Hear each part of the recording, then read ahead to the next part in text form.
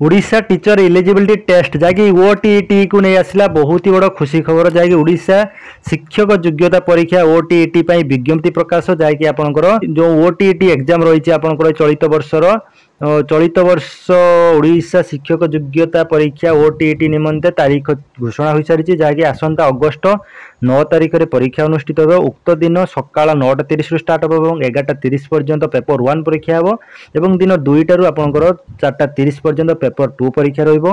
जो ओटीटी आप आवेदन करेंगे तार आवेदन